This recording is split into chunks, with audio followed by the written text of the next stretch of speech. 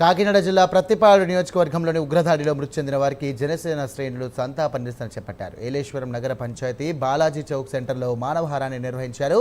ఈ ఉగ్రవాద చర్యలకు పాల్పడిన వారిపై కఠినంగా చర్యలు తీసుకోవాలని సందర్భంగా వారు డిమాండ్ చేశారు.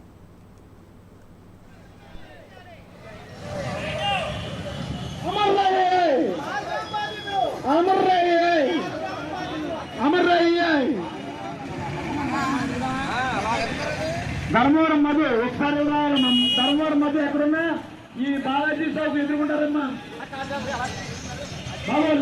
ధర్మవరం మధ్య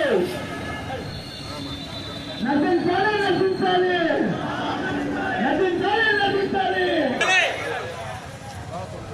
పాకిస్తాన్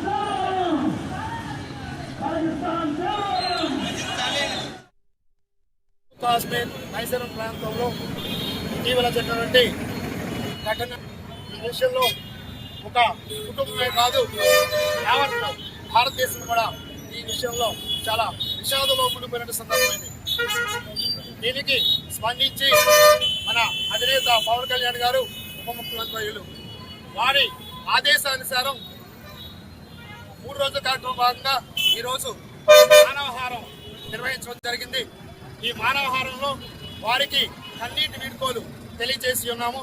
అలాగే మా అందరి యొక్క హృదయం యొక్క శోకాన్ని, అలాగే ఎవరైతే నిస్సాయంగా మరణించి ఉన్నారో వాళ్ళందరికీ కూడా కన్నీటి వీడ్కోలు చెప్పడం జరిగింది. ఇది చాలా దారుణమైనటువంటి సంఘటన.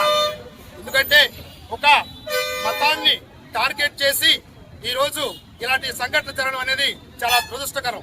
దీని మీద చర్యలు తీసుకోవాల్సిన అవసరం ఎంతైనా ఉంది.